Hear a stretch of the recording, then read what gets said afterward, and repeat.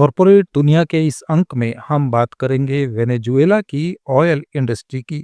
दुनिया के सबसे बड़े तेल भंडार होने के बावजूद वेनेजुएला की आर्थिक तबाही की कि 303 अरब बैरल कच्चा तेल रखने वाला वेनेजुएला आज संकट में क्यों है।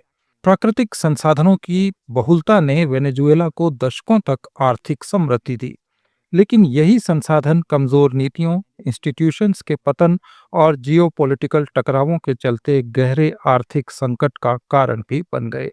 ये रिपोर्ट वेनेजुएला की ऑयल इंडस्ट्री के ऐतिहासिक विकास, उसकी सरकारी तेल कंपनी पीडीवीएसए की भूमिका, मौजूदा उत्पादन में भारी कमी और भारत के साथ वेनेजुएला के बदलते एनर्जी रिलेशंस को कॉरपोरेट और स्ट्रेटेजिक एंगल से समझने की एक कोशिश है। वेनेजुएला लैटिन अमेरिका का एक ऐसा देश है जिसके पास दुनिया के सबसे बड़े क्रूड ऑयल भंडार मौजूद हैं, करीब 303 अरब बैरल, जो सऊदी अरब से भी ज्यादा माना जाता है। और यही तथ्य लंबे समय तक इसे ग्लोबल एनर्जी मैप पर एक सेंट्रल लोकेशन देता रहा। लेकिन इसके बावजूद आज वेनेजुएला गंभीर आर्थिक संकट, ईंधन की कमी, गिरते प्रोडक्शन, रिकॉर्ड महंगाई और बड़े पैमाने पर लोगों के पलायन जैसी समस्याओं से जूझ रहा है। इससे ये साफ होता है कि संसाधनों की प्रचुरता और आर्थिक स्थिरता के बीच सीधा संबंध जरूरी नहीं है कि हमेशा हो सके। 20वीं सदी के शुरुआती दशकों, खास तौर से 1920 और 1930 के दौर में, जब वेनेजुएला में बड़े पैमाने पर तेल के भंडारों की खोज हुई, तब अमेरिकी और यूरोप की तेल कंपनियों ने यहाँ बड़ा इन्वेस्टमेंट किया। इसके कारण सेकेंड वर्ल्ड वॉर के बाद के वर्षों में वेनेजुएला दुनिया के प्रमुख ऑयल एक्सपोर्टर्स में शामिल हो गया और तेल से मिले रेवेन्यू का इस्तेमाल सड़कों, पोर्ट्स, बिजली परियोजनाओं, शहरी विकास और सार्वजनिक सेवाओं के विस्तार में किया गया। इससे 1950 के दशक तक वेनेजुएला को लैटिन अमेरिका के सबसे अमीर देशों में गिना जाने लगा और पर कैपिटा इनकम के मामले में ये कई डेवलप्ड इकोनॉमीज के बराबर पहुंच गया।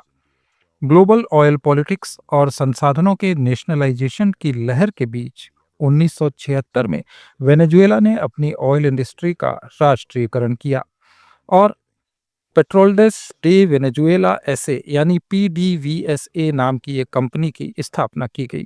इसे शुरुआत के सालों में एक पेशेवर, तकनीकी रूप से सक्षम और अपेक्षाकृत ऑटोनोमस सार्वजनिक उपक्रम के रूप में चलाया गया, जहां प्रोडक्शन, रिफाइनिंग और एक्सपोर्ट के लिए स्पष्ट ऑपरेशनल टारगेट तय किए जाते थे और कंपनी के पास अंतर्राष्ट्रीय स्तर का इंजीनियरिंग स्टाफ, विदेशी साझेदारियां और अमेरिका और यूरोप तक फैला रिफाइनिंग और मार्केटिंग नेटवर्क मौजूद था।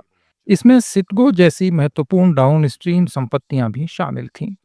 1990 के दशक के अंत तक पीडीवीएसए लैटिन अमेरिका की सबसे बड़ी राष्ट्रीय तेल कंपनियों में मानी जाती थी और वेनेजुएला का ऑयल प्रोडक्शन करीब 35 लाख बैरल पर डे तक पहुंच चुका था। इससे ये देश वैश्विक ऊर्जा आपूर्ति में एक स्थिर और विश्वसनीय खिलाड़ी के रूप में देखा गया। हालांकि 1999 के बाद राष्ट्रपति यूगो चावेज के कार्यकाल में ऑयल पॉलिसी की दिशा में बुनियादी बदलाव देखने को मिला, जब तेल को औपचारिक रूप से जनता की संपत्ति घोषित कर दिया गया और पीडीवीएसए को प्रत्यक्ष रूप से सरकार की सामाजिक और राजनीतिक नीतियों के फाइनेंस का माध्यम बना दिया गया। इसके कारण कंपनी की प्रोफेशनल ऑटोनॉमी धीरे धीरे सीमित होती चली गई। तेल से मिले रेवेन्यू का एक बड़ा हिस्सा एजुकेशन, हेल्थ और सब्सिडी जैसे सामाजिक कार्यक्रमों में ट्रांसफर कर दिया गया। लेकिन इसी दौरान तेल उद्योग के कोर सेक्टर जैसे प्रोडक्शन कैपेसिटी, तकनीकी मेंटेनेंस, रिफाइनरी मॉडर्नाइजेशन और नए तेल क्षेत्रों के विकास में निवेश लगातार घटता चला गया। पीडीवीएसए के मैनेजमेंट में भी बदलाव हुए, जहां टेक्निकल और प्रोफेशनल विशेषज्ञता की जगह राजनीतिक निष्ठा को प्राथमिकता दी जाने लगी। इसके कारण ऑपरेशनल एक्सेलेंस, सुरक्षा मानक और परियोजनाओं के निष्पादन की गुणवत्ता प्रभावित हुई। विश्लेषकों के अनुसार यही वो दौर था जब पीडीवीएसए की कमजोरियां सामने आने लगीं।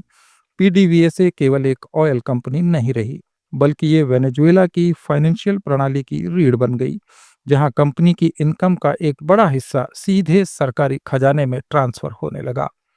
इससे कैपेक्स और मेंटेनेंस बजट पर दबाव बढ़ा और फाइनेंशियल डिसिप्लिन कमजोर पड़ता चला गया। रिपोर्ट्स के मुताबिक पीडीवीएसए की कई रिफाइनरीज अपनी डिजाइन कैपेसिटी के 40% से भी कम पर चलाई जा रही हैं। इसका कारण पुराने इक्विपमेंट, स्पेयर पार्ट्स की कमी, टेक्निकल सर्विसेज तक लिमिटेड एक्सेस और रखरखाव में लगातार निवेश की कमी रहा है। ह्यूमन रिसोर्स के स्तर पर भी कंपनी को बड़ा झटका लगा जब 2000 के दशक में बड़े पैमाने पर एक्सपीरियंस्ड इंजीनियर्स और टेक्नीशियंस को निकाल दिया गया और वे बाहर चले गए। इससे तकनीकी रेगुलरिटी को काफी नुकसान हुआ। फाइनेंशियल मोर्चे पर पीडीवीएसए पर विदेशी ऋण, बकाया भुगतान और ज्वाइंट वेंचर दायित्वों का दबाव बढ़ता गया, जबकि कई अंतर्राष्ट्रीय तेल कंपनियों के साथ इसके प्रोजेक्ट्स या तो ठप पड़ गए या उनमें उत्पादन बहुत कम हो गया। इसके बाद अमेरिका सहित कई देशों की ओर से लगाए गए अंतर्राष्ट्रीय प्रतिबंधों ने वेनेजुएला की इस कंपनी की स्थिति को और जटिल बना दिया, क्योंकि इन प्रतिबंधों के चलते तेल का एक्सपोर्ट, भुगतान तंत्र और मॉडर्न टेक्नोलॉजी तक पहुंच काफी सीमित हो गई, जिससे तेल की बिक्री डिस्काउंट, बार्टर या थर्ड पार्टी ट्रेडिंग के माध्यम से करनी पड़ी। इससे कैश फ्लो और ट्रांसपेरेंसी दोनों ही प्रभावित हुए। इन सभी कारणों का मिला जुला परिणाम ये हुआ कि वेनेजुएला का ऑयल प्रोडक्शन घटकर 10 लाख बैरल पर डे के स्तर पर आ गया, जो 70% की गिरावट थी। आज वेनेजुएला की रिफाइनरीज जर्जर हैं, पाइपलाइन नेटवर्क खराब स्थिति में है और पूरे तेल क्षेत्र को फिर से जिंदा करने के लिए बड़े पैमाने पर इन्वेस्टमेंट की जरूरत है।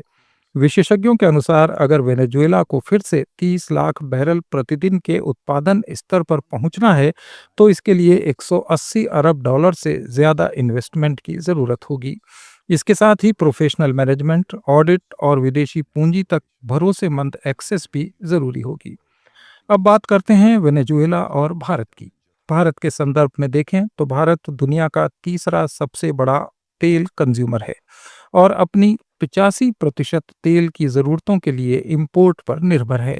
इसलिए भारत की एनर्जी पॉलिसी में डाइवर्सिफिकेशन और लॉन्ग टर्म सिक्योरिटी को विशेष महत्व दिया जाता है। एक समय तक वेनेजुएला भारत के लिए एक बहुत ही महत्वपूर्ण ऑयल सप्लायर रहा, इसलिए खास तौर पर क्योंकि वेनेजुएला का भारी और हाई सल्फर वाला क्रूड ऑयल भारत की रिफाइनरीज के लिए टेक्निकली काफी उपयुक्त था।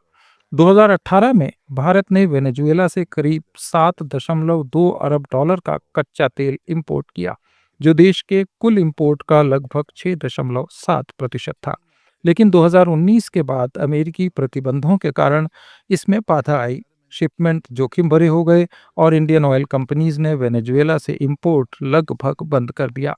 कुछ सालों तक यह आयात शून्य रहा। हालांकि हाल के वर्षों में थोड़ा आयात फिर से शुरू हुआ है। 2024 में करीब 800 मिलियन डॉलर और 2025 में करीब 1.4 अरब डॉलर, लेकिन ये अब भी पुराने स्तर से काफी कम है। आज वेनेजुएला ग्लोबल एनर्जी मार्केट में एक विरोधाभास के रूप में खड़ा है, जहां तेल भंडार बहुत ज्यादा हैं लेकिन उत्पादन क्षमता काफी सीमित।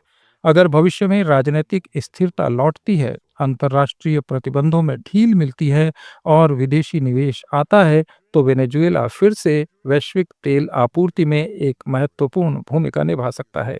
इससे इंडिया वेनेजुएला एनर्जी कॉरपोरेशन के नए अवसर भी सामने आ सकते हैं। लेकिन वेनेजुएला का अनुभव ये साफ स्पष्ट करता है कि प्राकृतिक संसाधनों की प्रचुरता अपने आप में फाइनेंशियल स्टेबिलिटी की गारंटी नहीं होती। इसके साथ ही ऑयल केवल एनर्जी का सोर्स नहीं है, बल्कि ये फाइनेंशियल पॉलिसी, जियोपॉलिटिक्स, संस्थागत क्षमता और कॉरपोरेट गवर्नेंस का प्रतिबिंब होता है। भारत जैसे इंपोर्ट पर आधारित देशों के लिए ये मामला एनर्जी सिक्योरिटी, रिस्क मैनेजमेंट और लॉन्ग टर्म स्ट्रेटेजी के हिसाब से एक महत्वपूर्ण सबक पेश करता है। कॉरपोरेट दुनिया में आज इतना ही। जुड़े रहिए लेट्स माइक के साथ।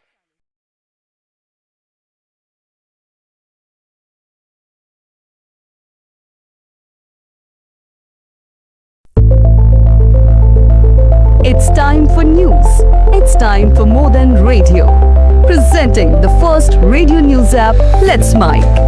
Let's Mic, a news-based app on your phone where you get to watch and listen news, talk shows, interviews, radio show podcasts.